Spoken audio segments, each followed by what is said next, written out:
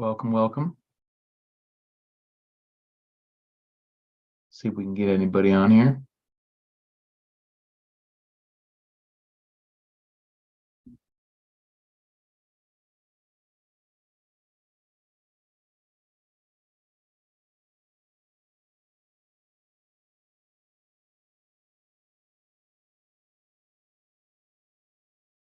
Welcome to all. It will probably just be me tonight. Just want to make sure I get on here, let you guys know I'm still alive. Che and Dan the man are unable to make it tonight. We may have to switch up the time.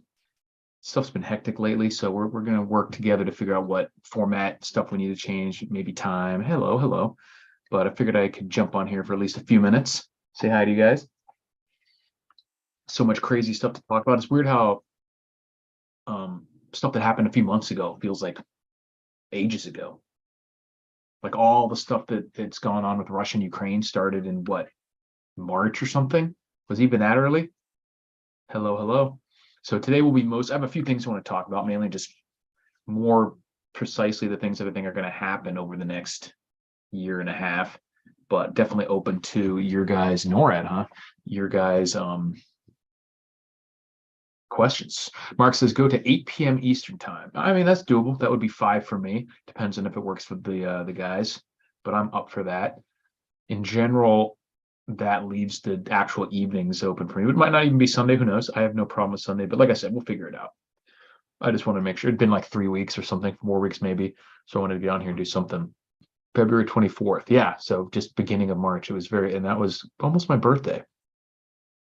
So it'll be interesting to see. And I was one of those people who there was a certain subset, and I know like Canadian preppers pointed this out too, that there are like the Russia bros, and then there's the, I don't know, we'll call them NATO bros or Ukraine flag and bio people. And both groups have been pretty much consistently wrong about, at least to the degree to which they think things are going to happen.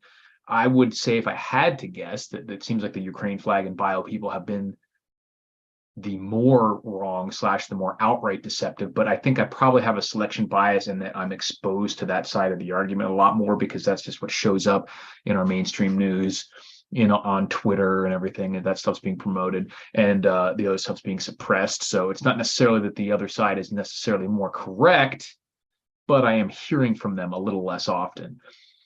So, because even the big, I thought, and I still think that, obviously Russia had the ability to end this war much more quickly than they have, because if they really wanted to, they could have laid waste to the entire country of Ukraine.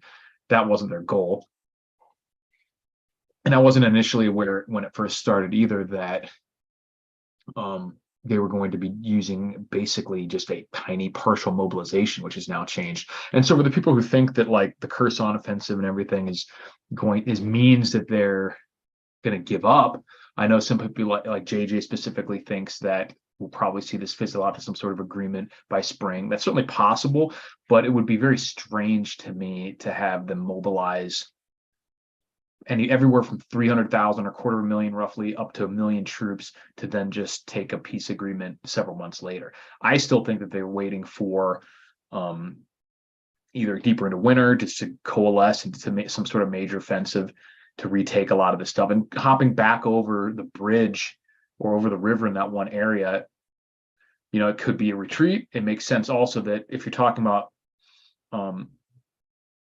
controlling the land, whether you're on one side of the river or the other isn't really going to make a huge difference, but it does make a huge difference for logistics in terms of getting supplies to your troops who are a kilometer away, but they're on one side of the river, versus a kilometer this way, but they're on the same side of the river. It makes a big difference.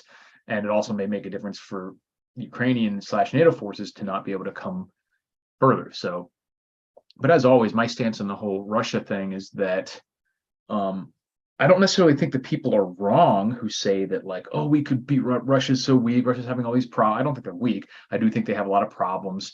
I think those problems are overblown for the most part. But the bottom line is, it's like if you see some guy beating up on, let's say, someone at a bus stop, and you see this guy beating up on someone, and the guy who's being the aggressor, even if you think you can easily take him, if he's wearing a suicide vest, then there's only so many options you have for like winning. You have to really count on him accepting defeat and not just blowing himself up.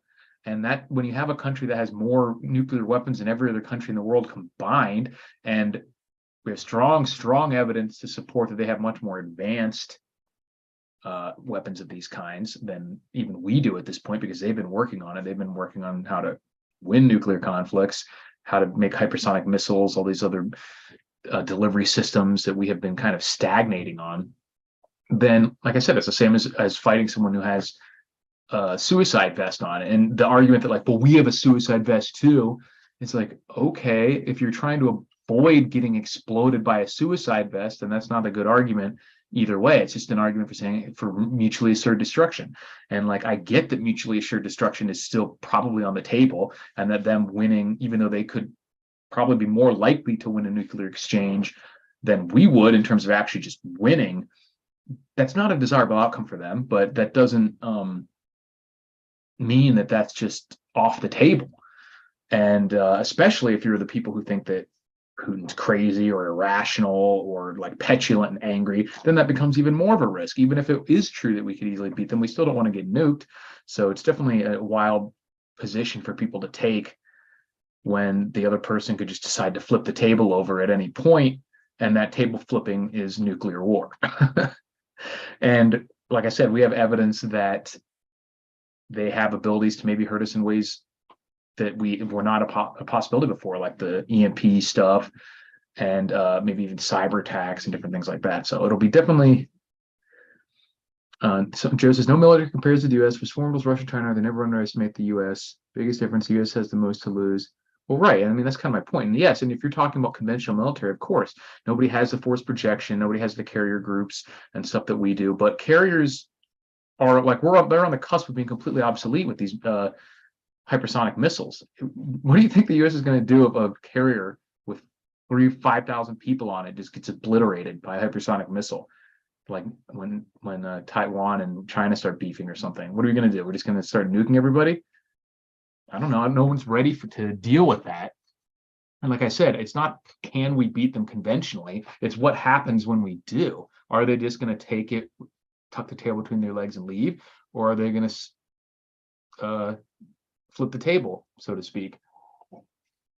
Like I said, it'd be like asking if Brock Lesnar or Mike Tyson or somebody could beat up this dude at the bus stop. And you're like, of course he can. But then, like I said, the guy has a suicide vest on. And you're like, yeah, he's going to beat him up. But the question is this guy going to decide to pull the pin on his suicide vest or not? And wearing a suicide vest of your own isn't an acceptable kind of response to that for most people. It certainly isn't for me. Certainly isn't, because I also think that they're the only real reason that we are doing and getting involved with Ukraine is to protect the current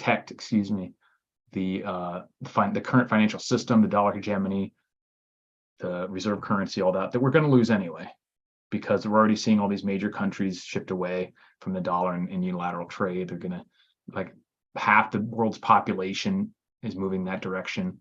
So it's going to be interesting times. But we can deal with some questions you guys have. Let's see. Do you hear that FedEx, Amazon, and C.H. Robinson are starting big driver layoffs? Yeah. And that's also, that's particularly bad news heading into quarter four, or in quarter four already, heading into the busiest, what should be the busiest time of the year. Big economic news there, because that means they're expecting not to be particularly busy, or they're in such a rough spot that they don't care. They're just going to, which is more like they're probably going to be busier than usual still, but they'd rather cut costs even now. So it's definitely a wild time. I definitely think that most of my predictions as far as economic stuff are still in play. I think we're going to see the Fed continue to stay tightening, economic indicators worsening all over until we see a big crash, or until we see a big expansion in the war in World War III, whether that's a new front opening up, somehow Europe and NATO getting directly involved. It gives them an excuse. They're still waiting for the excuse. They're not just going to pivot in a way that makes it obvious that they have just decided to do that. The Fed, I mean. Joe, I'm worried that the U.S. military is going downhill with the genitals. That is a good Freudian slip because of all the trans stuff that's going on there. But yeah, our military, obviously, on paper, is obviously the strongest, most technologically advanced, sort of, at least. But like I said, we have to project that force over there with carrier groups and whatnot. That stuff is all vulnerable now. Even our satellites are vulnerable now. This is not the same as fight. And when you can't even thoroughly win in a place like Afghanistan or anywhere, then it should definitely not be taken for granted that you would just automatically win against something like Russia, let alone easily win, let alone against Russia and China combined. I mean, just think of does the US population have the stomach for the type of war that we're seeing in Ukraine, where even if it's guaranteed that we win, just the types of massive casualties, everything being at risk. Like when I was deployed to in Operation Iraqi Freedom, I was in Kuwait because that was a staging base where everyone was going into Iraq and Afghanistan. And while there was real fighting, obviously, in Iraq and Afghanistan, people were dying, people were put in positions that were vulnerable.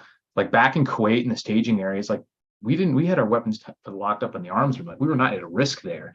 That is totally different than when if we were in war with Russia and China. Even North Korea has missiles that could theoretically reach most of the United States, certainly the West Coast. So if we get involved with them in a real way, there is none of this just like the over there, over there, over there. It's an old song. So does the US population have the stomach for themselves being at risk, for being drafted, for massive, massive casualties, for things like carriers and submarines getting destroyed, for satellites going out, EMP, stuff like that? Like just saying we'll win, even if it's true, isn't really the argument here. It would be an extremely messy, brutal war of attrition. And if China gets involved, like I said, even normal life over here would change dramatically. And I agree that with Mark, the frozen ground frees up the Russians to being able to maneuver more, not restricted to roads. Yeah, they're not stuck in the mud. When do you see China moving on Taiwan, if at all? I definitely think it's guaranteed, whether that happens within the next 6 months or the next 20 years, it's going to happen.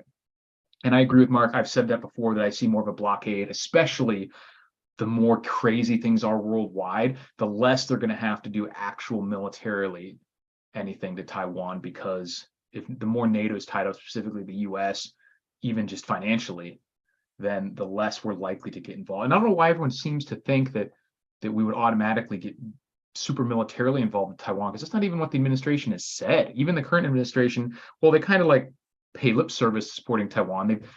They recognize that Taiwan is part of China already. So would it make sense for them to really commit massive American losses to defending the opposite of that? So I don't think that if they really made it clear that they were going to go ham and were willing to use everything in their disposal, including just like dumping US treasuries or EMP weapons or whatever, that I don't think we would really end up actually doing much other than what we're doing in Ukraine, which is giving them money, giving them weapons. I doubt we would send aircraft carriers and stuff over there. Might have them, stay in the area, get a little closer because they're over in Europe now, but it'll be interesting times. But okay, so the question is, when do you see it happening? I know, what's his name? That Canadian Prep has been talked to, says he thinks it'll happen for sure next year, probably in the spring. I don't see any specific reason to doubt that, but I don't have my own specific reasons for thinking that's the case. But I do think they've been testing the waters. I do think something will happen sooner rather than later. If we're saying the time scale is between tomorrow and 20 years from now, I think it'll be closer than tomorrow than it will be to 20 years from now. And they have lots of reasons why they should probably do it soon. Joe says the reality is it's going to come down to who strikes first. That's the reality everyone has come to, and why everyone is so on edge. It's a major game of chicken right now. It depends. Yeah, I mean, especially if you're talking about like an EMP type weapon and whatnot. I honestly do think that if Russia was to set off a small nuclear device in Ukraine specifically, that we would not respond with nuclear weapons. And I think that would probably be the right thing to do, is not to just nuke them. But if they are going to strike us first, it would have to be a big one. Like I said, something that Oh, here, like Joe just said, the initial strike would be a major knockout blow across the board, whoever does it. Yeah, if you're going to strike first, especially with nukes, you're not just going to bloody their nose. You have to cripple them. This total KO shot right off the bat would the only thing that would make it even moderately sensical is to try to completely limit the other side's ability to do any sort of retaliatory strike. Ahmed says nuclear war is quite unlikely. Actually, conventional war seems the way to go since anyone will nuke anyone that nukes first. True, but like I said, the Americans are stuck in the Cold War era of that, not only thought-wise, but also in our nuclear armaments, our nuclear policy. They've just recently updated some things to where we might even, in certain situations, be able to do a first strike according to our own doctrine. But Russia has not been stagnating like that. So they have been planning to more seriously to be able to actually win or survive a nuclear exchange. And I agree that there could be no half-assing it. Yeah, I don't know about the specific of non-nuclear EMP weapons, whether or not they're nuclear. It would be even the nuclear ones would be, detonation in the atmosphere. So it wouldn't be nuclear in the sense that that matters when it's a nuclear weapon, ground burst or even air burst, because there wouldn't be radiation or anything like that. But yeah, I mean, obviously, if you think that there's going to be any sort, because George says I could see someone doing a first strike, it wouldn't surprise me at all. If there's ever going to be any sort of strike, someone has to be doing it first. So if we accept that there could ever be a nuclear war, then you're accepting that someone is going to make some sort of first strike. Otherwise, there would never be any.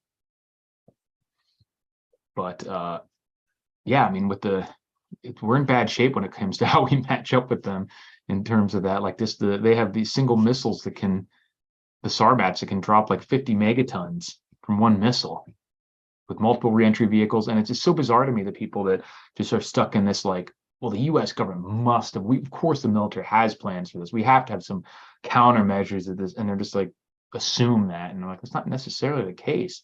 It's the same government that's more worried about how many trans people we have in our military than they are about our actual military capacity. I think they have something wing-mounted pods that can emit a small area EMP. Yeah, like I'm not up to speed on all the technology they have, and that's kind of the point. There's all sorts of stuff that they're coming up with that we're not even necessarily matching. Sixth generation fighter jets and the Chinese and stuff, and hypersonic missiles, even underwater hypersonic torpedoes and stuff that make like an air cavity in front so they can move through the water without as much friction. Just stuff that's unstoppable. Yeah, exactly. That's what I was talking about. The hypersonic tactical nuclear missiles, autonomous nuclear submarines that have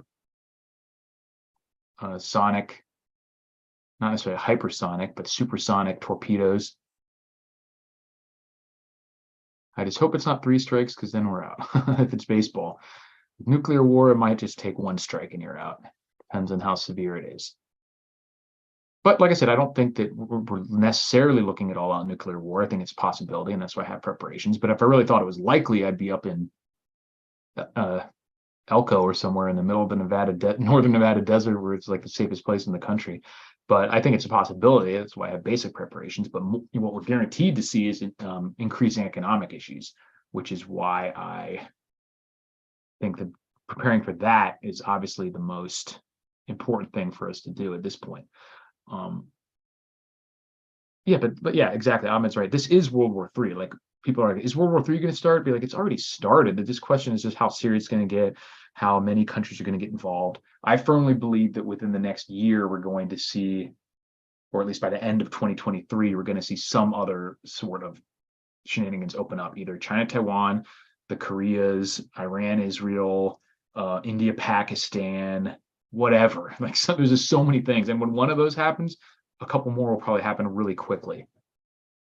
They've not even begun to fight in Ukraine. They've only utilized their older. Yeah, I mean, there's 2 different. I tend to agree with that, but there's a lot of people who think that this is all that they have, and the reason they're quote unquote holding back is because that's really all they can bring to bear. And I don't necessarily agree with that. I mean, and you look at what happened when you are if they were to go full wartime mobilization in like World War II, they mobilized, what was it? They poured like millions of people. If they're willing to actually go ham, full on war mobilization, I think the Russians lose like fucking like 12 million people or something in World War II. They just poured, I'm going to say Russian deaths in World War II. I know they were insane. And if they are not on a full wartime economy there where like all productive capacity is matched to. So when that happens, it's going to get wild. Says World War II losses of the Soviet Union from all related causes were about 27 million.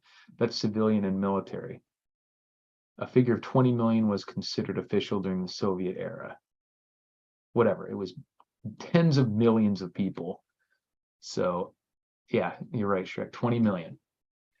And so the start of this Ukrainian offensive, which they hadn't even, according to their own like legal structure, declared war, was like 300,000 people that they've put up so far. So it can get a lot uglier if they wanted to. And they're still deciding that they want to take Ukraine and not just punish them. Because if they get pushed to the point where they're just going to have a temper tantrum and flip the table, even non-nuclearly, they could glass Ukraine for the most part.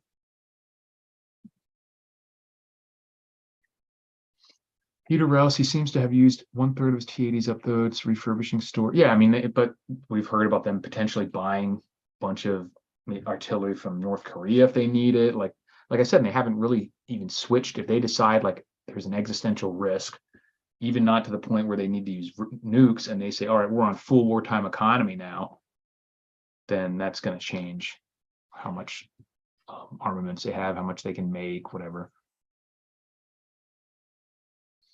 Yeah, I mean, like I said, like I think the mental mistake that a lot of people make is hearing about these numbers, like the amount of troops that Russia could be, like, oh, well, those are like not military people, those are civilian. Yeah, we're talking about a worst case scenario for them, and just because something would be difficult for them or wouldn't necessarily even maybe long term be smart or effective, it doesn't mean it's not going to happen.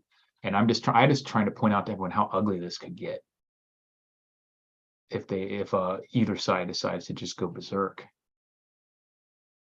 Check Pet Goat 2, a weird video about the current events and near future. Okay. Yeah, but I mean, obviously, I mean, Russia had, I think, before the start of the war, Ukraine had a population of around 160, I think, million. So obviously, they could still, in an emergency draft type serious World War III scenario, they're still going to be able to bring millions of people into a fight if they have to. And we would literally have to bring millions of people over there if we even wanted to match that effort. And Ukraine already had one of the largest had the largest non-NATO military, I think, in the area. And they had more tanks and stuff than all of NATO Europe combined, or about the same. And if that already is being all used up fighting Russia to a standstill, like NATO Europe doesn't really have much left to give. We've heard about Germany basically almost out of stuff to give. Like they're not out literally, but we're at the point. And like I said, I think it has come, for me, it's come down to men. Because at some point, no matter how many tanks and artillery shells we get them, Ukraine is not going to be able to put as many people into the fight as Russia is, even if they're at a 2-to-1 death ratio. Like even if they're killing 2 Russians for every person they're losing, which I don't think that's the case, but even let's say they were, they're still not going to be able to put as many people. So eventually they're going to run out of soldiers that can fight. So who's going to get in there? Is it going to be literal US soldiers dying in Ukraine? Is it going to be German soldiers dying in Ukraine? Polish? Whatever, I don't know. But that's where we're going to see where the rubber meets the road, so to speak, is either when they run out of people or if they're somehow able to push Russia back into Crimea or the actual Russian border that it was before all this, and then see what Russia does about that. And I think those are the true red lines. But very interesting stuff. But it definitely seems to me like they are just waiting right now. Or what, I couldn't tell you. I'm not a super strategically knowledgeable in all this stuff. I just know what I see. But I do know that, like I said, all the people that have been the biggest cheerleaders for Ukraine have been consistently, not only consistently wrong, but also lying. We had the Ghost of Ukraine, we got the Russia's out of ammunition, I've heard at least 5 to 10 times. So when I get to that mode with sources, you just ignore them. And that doesn't mean to say that anytime they say something, it's necessarily wrong, or the truth is necessarily the opposite of that. It's just that I no longer accept that as an input into my thinking.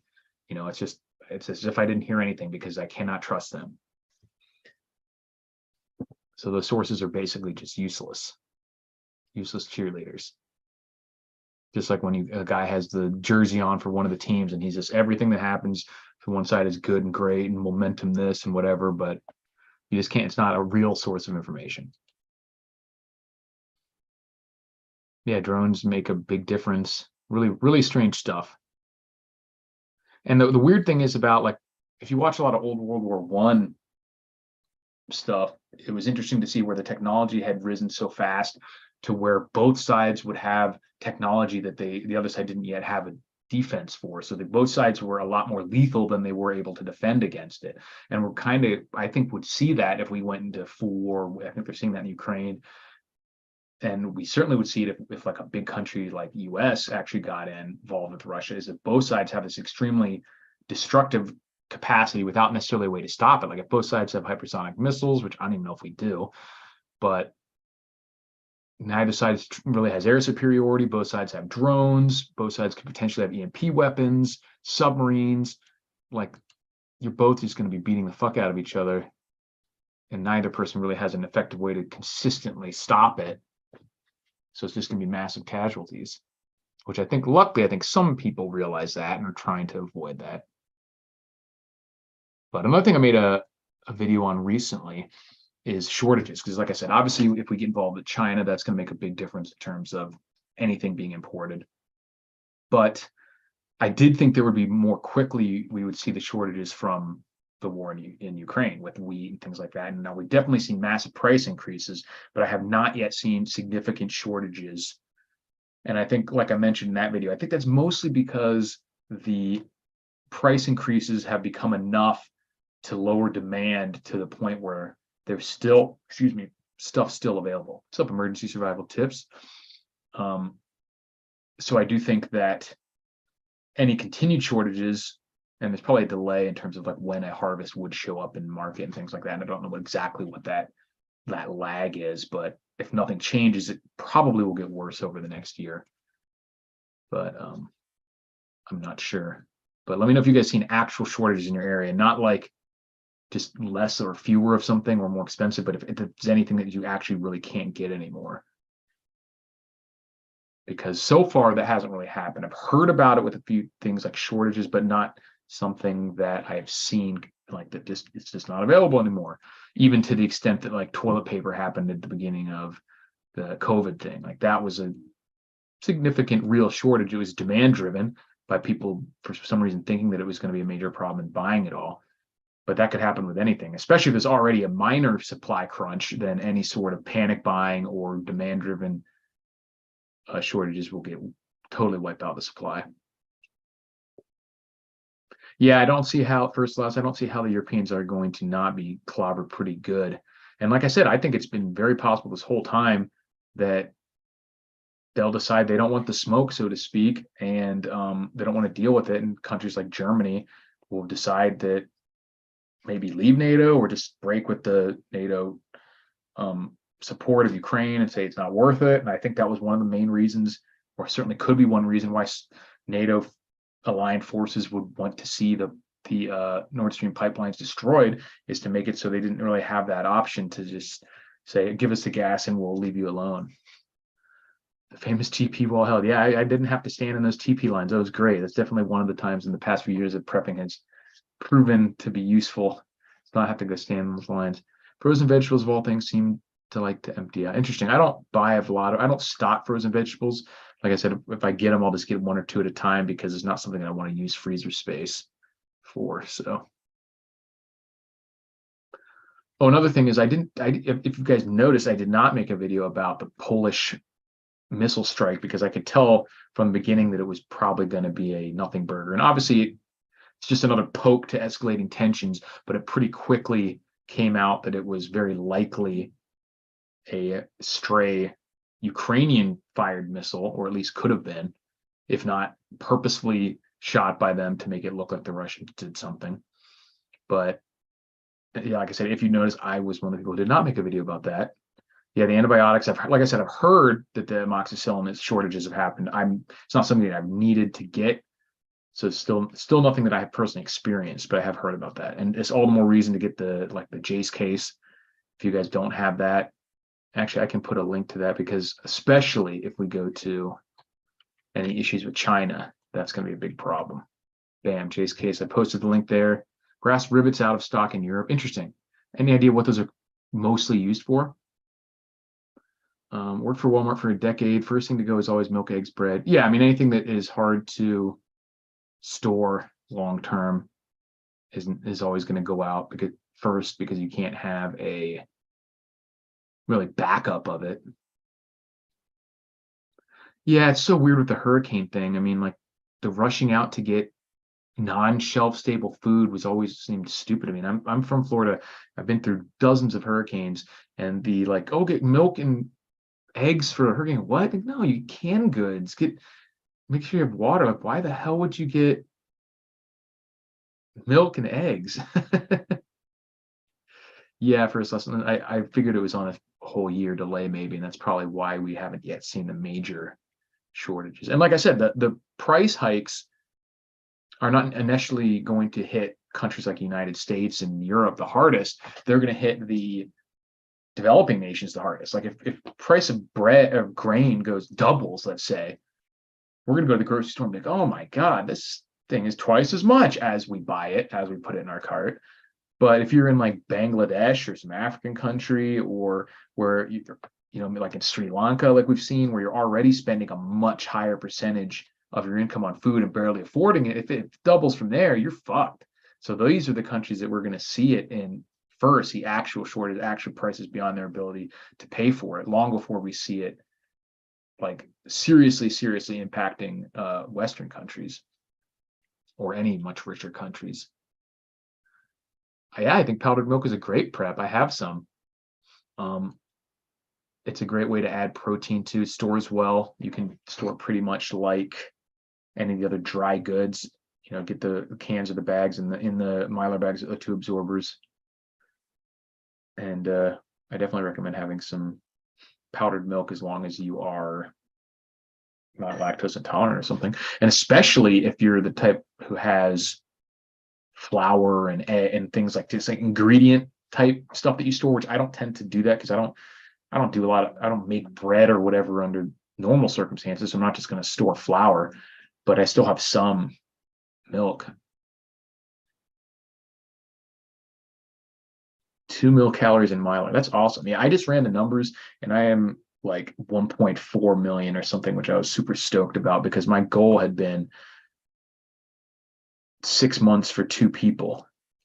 So I definitely am happy with where I'm at now. I like to make stew during snowstorm. Yeah. Oh, cornbread would be nice. Yeah, canned milk, they have condensed milk and stuff like that too. And lower fat milk will last longer, as is the case with most stuff. I think it's typically, if you're getting the powdered stuff, it tends to be lower fat anyway, just for that reason. But yeah, you can get them in a big box. It's not even particularly expensive. At least it wasn't when last I got it. And super lightweight is another thing. So even if you have a big 5-gallon bag of it, I mean, you can chuck that around. It's only going to weigh a couple pounds. Super lightweight. So it's easy to store, put it anywhere. But yeah, the powdered milk, you can get canned condensed milk and stuff too. Started to make my own pizza crust and pie crust. Too much work for me. Yeah, and I keep hearing more about the rail strike and the diesel shortages. The rail strike has never been a major concern of mine, simply because if it's something that's that serious and comes down to a choice by anyone in the country, like it can't get that bad. Because at some point, someone's either going to pony up the money or just decide it's not worth it. Whereas something like diesel shortages, if it's out of our hands, but that's more, they're talking about they're talking about the reserve. So if you have like a 1-week reserve, doesn't mean the fuel's going to run out in a week. It means if the supply stops, then you only have a week left. And normally that reserve is been typically more than a month or around a month, but it's never been like months and months and months as far as I know. It's just that we never need to dip into it. So as far as I know, that still does not look like a major concern. It's just one of those things that if it does happen, it could be completely catastrophic. But it's another area where, if diesel triples in price, no one's going to be driving around in their big trucks anymore. No one's going to be doing these tractor pulls and monster truck rallies and all this other stuff. So it'll get more expensive and the demand will go way down. So it won't just instantly cut off, but it would make everything more expensive. Yeah, socks are super important. One thing I think everyone should know if you haven't already is definitely get wool or wool blend socks. They work so much better. They last longer. Your feet don't stink. They dry out better. They insulate better if they are wet. There's just no reason to not get at least a wool blend sock, even just for normal everyday. I switched a while back. They're just so much better. Yeah, and you're right. And Mark Olson's right. In general, these people are working, don't want to be on strike. They want to get more money. So it's pretty easy to end the strike, especially if it's something that's going to be that catastrophic. Then, of course, eventually they would just pony up the money or pass some law to where the union doesn't matter and they'd move on without them and get scabs or something. So one way or another, it wouldn't just be like, well, now we're going to descend into Mad Max anarchy because the railway strike. It just wouldn't happen. Yeah, I didn't bother learning how to darn socks. I just bought more to, to put them back up. I actually went from about half an hour. If you guys have any questions, let me know. I wasn't planning on doing too long of one tonight. I just wanted to get on here and let you guys know that I'm still alive. Didn't even have a chance to fix my hair too bad, but this is what it looks like when I wake up. I've trained it. Yeah, merino socks are super soft too. Yeah, they can hold more. And also once they are wet, even if they're both completely wet, the wool will still insulate and get that like flattened out and everything. So if you're in a cold situation, wet wool socks can still trap heat, whereas wet cotton really won't. Yeah, like I said, if there's no actual logistical, physical reason it's a legal construct or problem, a strike. So if something that could be technically be fixed, that simply is never going to be that much of a massive problem, at least not a long-term problem. So he'll probably just buckle and give him. Shane never worries about his hair. Why should you? I said I didn't wear it. This is kind of what I woke up and look like this because I've trained it now. Don't know your channel, but popped up on my feed. Well, you are a lucky bastard then. You're welcome. I don't always do too many live streams, but occasionally when I do, they are as disjointed and incoherent as this one. Don't want to do a review on a kerosene heater. I don't have kerosene or like liquid heaters as a big part of my preps. I live in Nevada, which cold is just not a problem. In a hit the fan scenario, I would just completely go without any sort of heat other than just clothing, and that would not be a life-threatening situation. It rarely gets significantly below freezing at all, and it's just not a big concern. If I needed to, like the normal things that you would do, like cooking with a propane stove and stuff, to help warm up your area enough that I just not that concerned with heating. I have like I said, propane stores and stuff. I probably wouldn't want to waste it on heating. Hair trainer, you should try that as a side gig. I don't know if everyone has the capacity. I didn't do anything particularly. I think I just lucked out. I found the hairstyle that my hair likes to sit in. Because I had for a while, I had like if you've seen Brad Pitt in Fury, like the undercut and it was slicked back. And that did not want to stay like I had to do a lot more work to get it to stay there. And so you just have to find out what works for what your hairstyle is. How's the heat in the summer? It's absolutely brutal. It gets up to like 110, 115. It's feasible to go without AC. You're not, like I said, it's not good. I just got a little like swamp cooler thing, but it's like, again, if you're sitting inside, it's very dry. So if you're in the shade, it's significantly cooler. And if you can get any sort of little breeze going, it makes a big difference.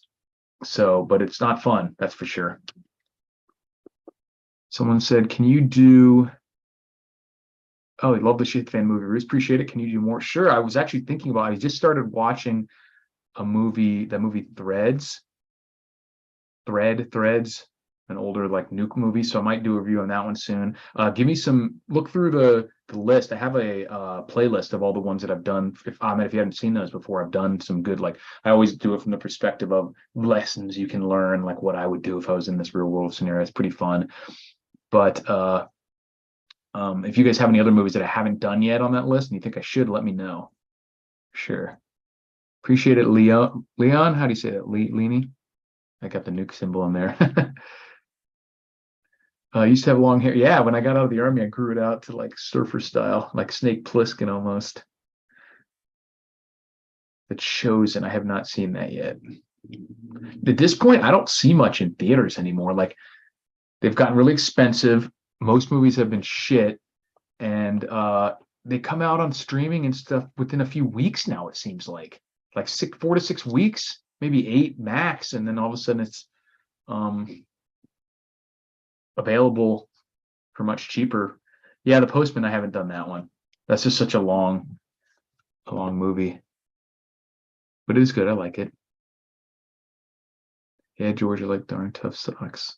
Yeah, I'd have to look around for a sock brand to recommend. I just try to make sure I get ones that are actually made of wool now. Yeah, the book One Second After was awesome. One of my favorite Shake the Fan books is Lucifer's Hammer about the comet. That one's really awesome too. I'm surprised no one's made a movie about that yet. But I might, if I get rich, if I win the lottery, maybe I'll make a Lucifer's Hammer movie or 1 Second After one. But there's yeah, most movies do suck these days. South Florida says things are starting to get a little hairy in my area. Every year for the past 25 years, we would normally get a 22-pound turkey. This year we got a 15-pound for the same price. Yeah, that we were just talking recently with some friends. Like there is specifically some issue with turkeys now to where there are way more supply issues. I don't know what it is specifically with turkey, if it's bird flu thing still, but they're even like there's just a really supply issues with turkeys. Luckily, I don't really prefer turkey as a meat, so I stick with beef and stuff to begin with, so it doesn't really affect my Thanksgiving or my normal day-to-day life. Do a review of Caligula. I have seen Caligula. It's not really prepping related. I saw a bootleg Wakanda Forever the day it came out, Scarred for Life. Yeah, these are just so perfunctory now, and that people are just afraid to even say if the movie sucks or not. And they always do suck. All these like Marvel movies are just lame now.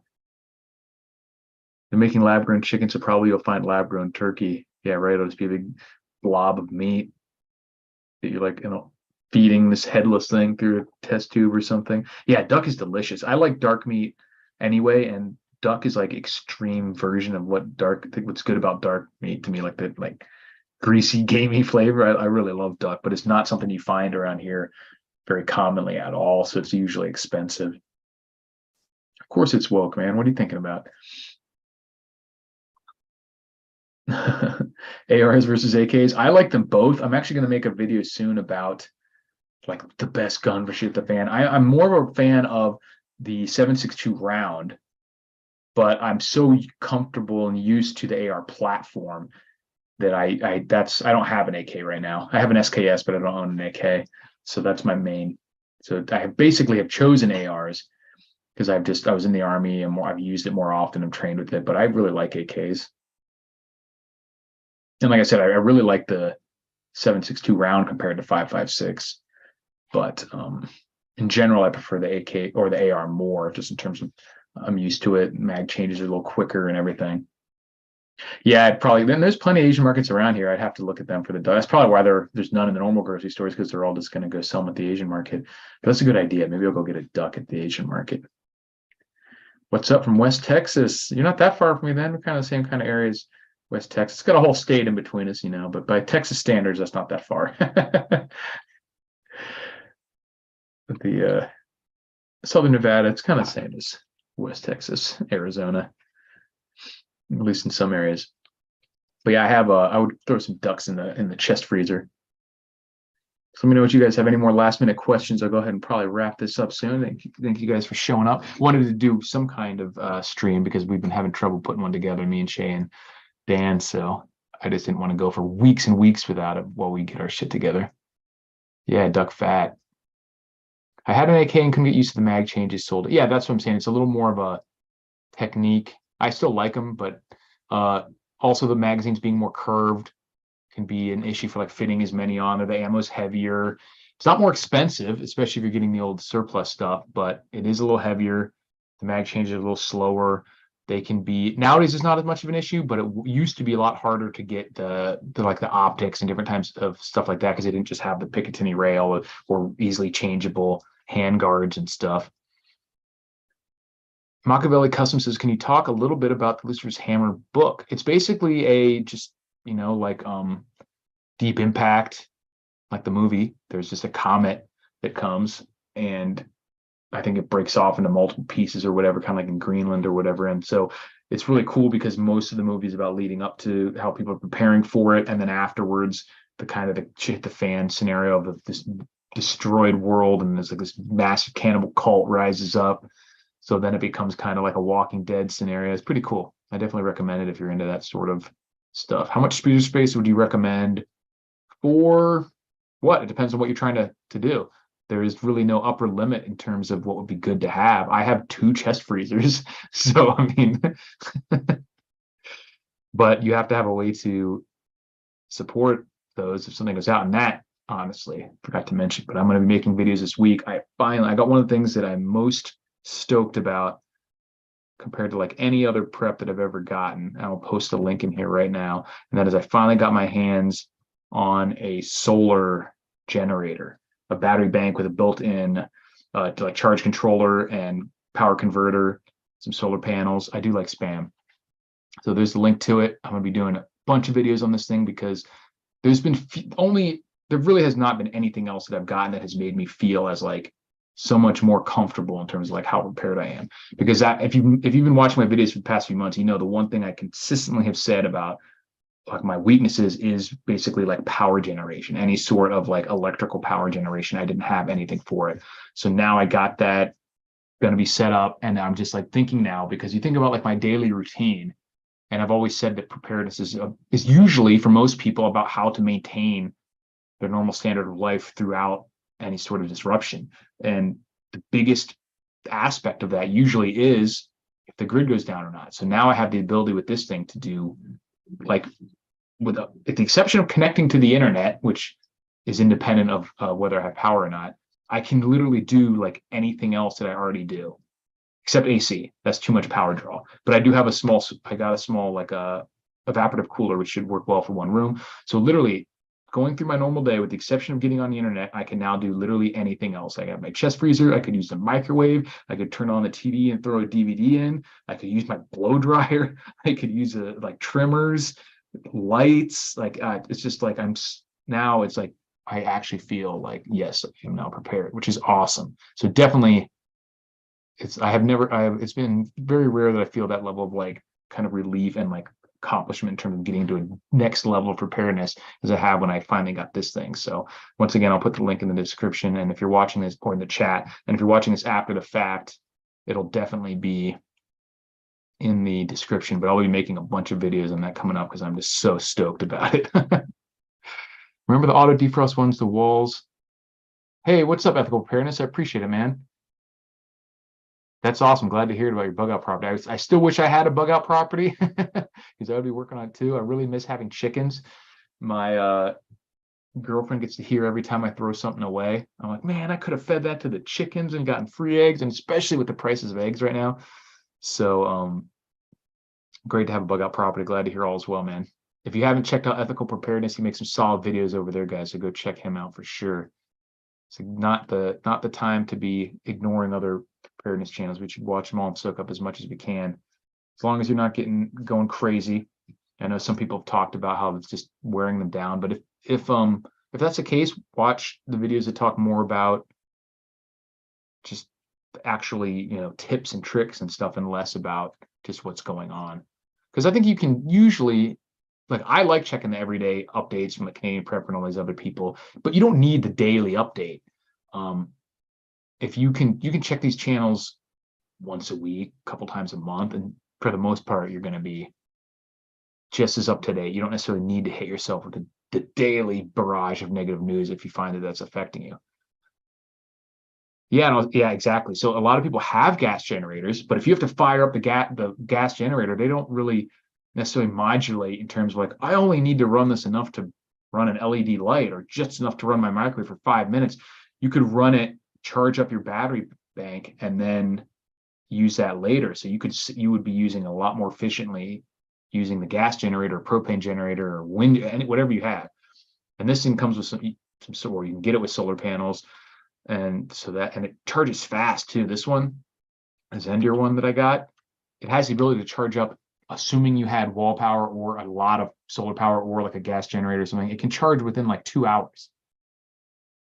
So it has the ability to really quickly absorb maximum amount of power. So super, super useful. Yeah, how-to building stuff is very useful. And another thing that I think people should work on is that, like I said, don't focus always on the world ending, because in a lot of ways, the shit the fans that are not quite world ending are worse in a lot of ways, especially in terms of financial stuff. So try to find like side hustles is probably one thing to work on right now. Yeah, the sound of the gas generator is something too. So I don't even have a gas generator, partly for that reason, partly just because you have to store so much fuel. But for a little bit more, you can get these solar generators that are the power generation and the power storage and the what's it called? The inverter and stuff all built in.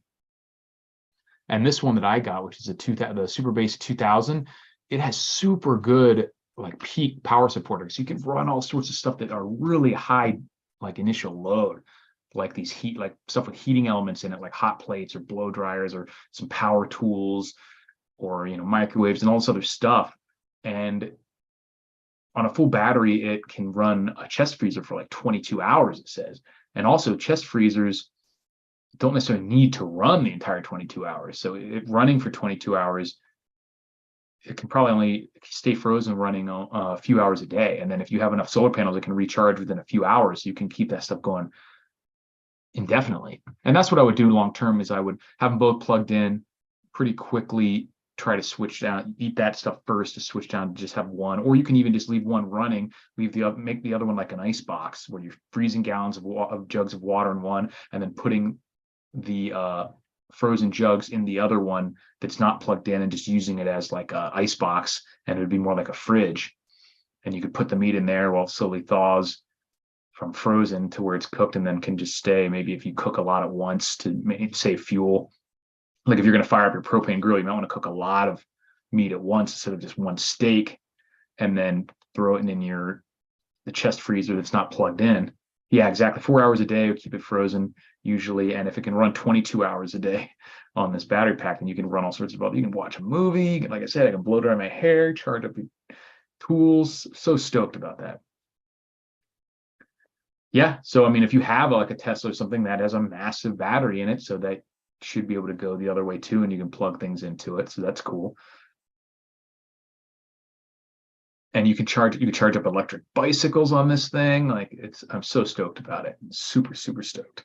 So you guys will definitely get to see me ranting about how awesome this is over the next few months as I try out all sorts of different stuff with it. All right, guys, it's been about an hour. Let me know if you guys have any last minute. So I do remember that show, The Colony. It was interesting. I don't think I watched season 2. It was a little too faked for me and some stuff, but it did bring up some good points.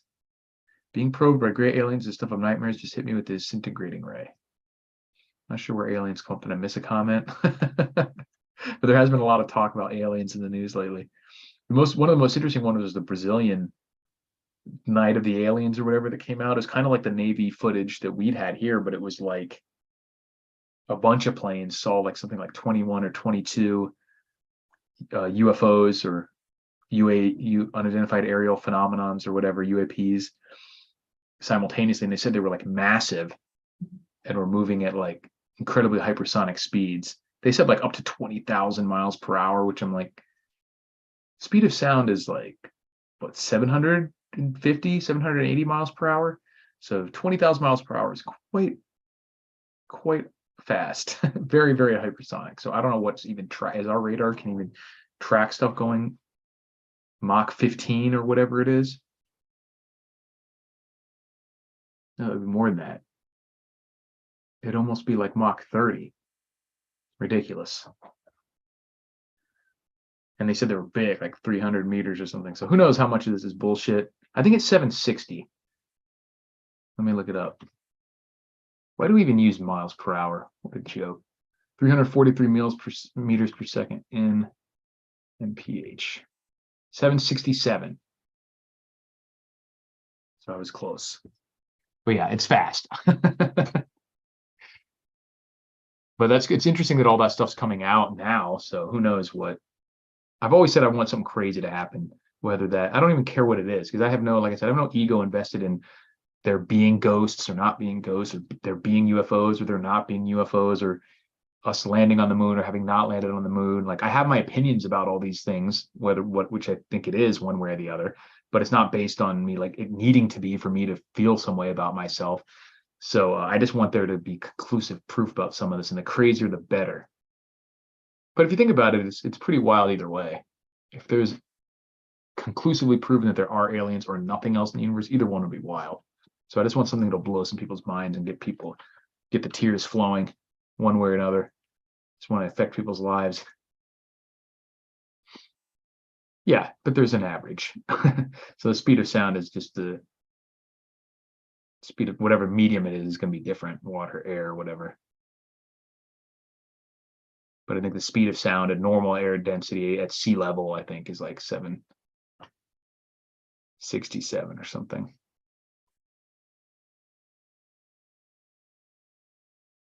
Yeah, 761 at sea level on a standard day for all you nerds out there.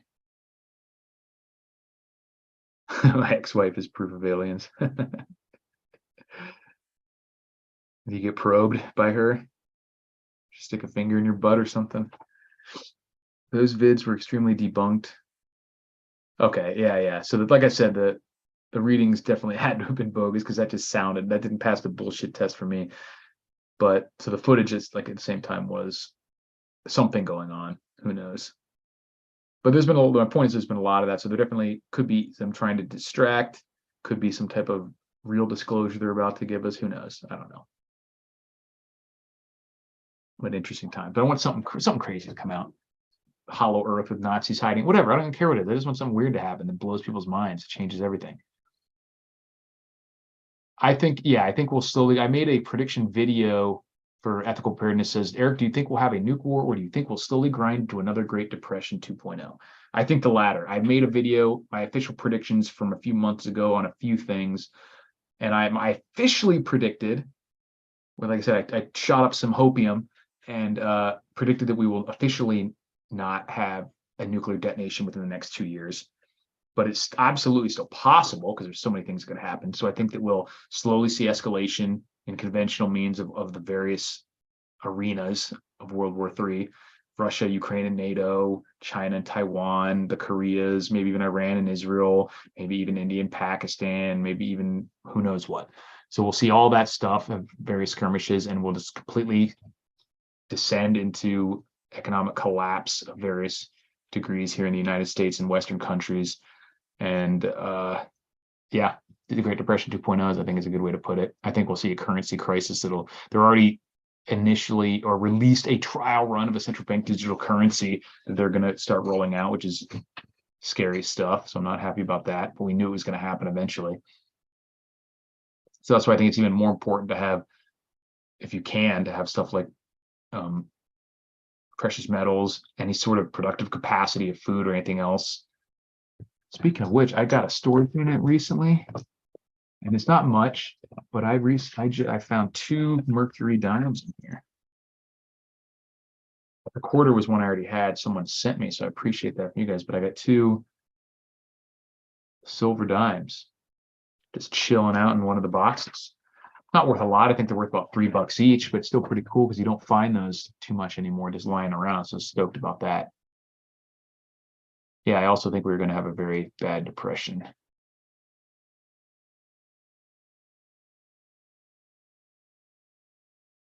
Death Worlders is a short sci-fi story about most aliens are very underwhelming. Humans. Huh. Yeah, there was this one that my brother was telling me about. I don't know if it's the same one where these aliens showed up during like the Middle Ages, but they were like peaceful aliens, and they, even though they're massively technologically advanced, they just couldn't deal with like the savagery of medieval humans, and so like all these jokers with spears like took over the spaceship and accidentally sent it like on a automatic fly home mission or whatever. So then they show up on this animal planet and just start wrecking shit because they're or alien planet because they're all like pacifists or something who were just trying to like scope out another planet. Pretty cool stuff. Yeah, I don't know about the gold backed currency, Destiny, because I see that for everyone. And like for there to be a gold backed currency, we would have to have a government slash central bank slash whatever in control that is willing to have sound money and in a sense willing to give up their ability to mess with the currency, which I don't think that's going to happen. That's why it's pretty much never happened since that sort of chicanery has been invented. I certainly would love to see that, but I don't see it happening. I think we're going to go this. I mean, I think it's pretty obvious that we're going to go the central bank digital currency route because that gives them even more ability to mess with it, not less. And especially if doing so would be beneficial to a lot of these other countries. If we don't have nearly enough gold, even if we're pretending to, I don't think there's any way they, without there being a complete collapse first, that we go to a digital or go to a gold currency. I would like it though. Sound money is always going to be the better option, but I think we're first going to go to even less sound money, even more manipulated. There was a gun battle recently at the Federal Reserve. I hadn't heard about that one. But it is 7 o'clock, guys, so I'm going to call it, I think. I appreciate you guys tuning in. We've got a decent crowd, and hopefully we'll be able to do more often. If we can't figure out another time to do them better, I'll just do some more on my own. But definitely we'll have the book guys back soon. So I just got to work with them to find a time and a format that works out. So appreciate you guys watching, and talk to you guys soon.